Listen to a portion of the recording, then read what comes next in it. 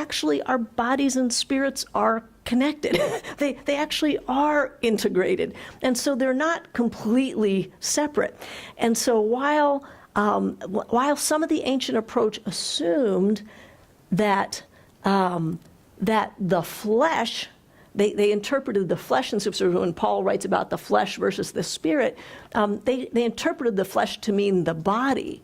And actually, we've learned that's not the best way to exegete what the flesh means. The flesh, scripturally, it can actually, I mean, when you look at it, it can be used for the body, but certainly the way Paul is using it, and certainly in the context of the larger picture of Scripture and how God views the body, the flesh actually has to do with those things within humanity that resist God. It doesn't mean so much our physical body, it's just the stuff in us that resists and is willful. It just pushes against what God has in mind. However, that wasn't how it was interpreted. So people thought, well, if it's the flesh versus the spirit, I need to, kill everything off in a sense, kill all my desires off. And again, I'm imagining that you've heard some of the stories. However, when God, the Word, Logos, comes to earth for redemption, he comes as a human, as a person. He becomes embodied. So, and that didn't make him ungod-like. He was still God, right? Fully God, fully human. That was held together. So we have the incarnation.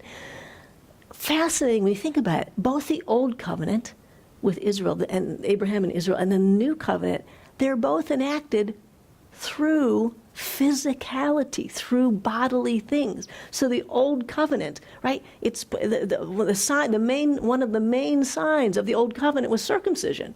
That is a bodily thing. I'm just saying that's a physical thing in the body. What about the New Covenant? It's through what? Christ's body and blood, right? That the New Covenant is established. So there's this idea that our bodies communicate presence. We've all, I assume, heard that. Recently, I was in a context where somebody reminded me that as Christian persons, part of what our bodily presence communicates can be the presence of Christ himself.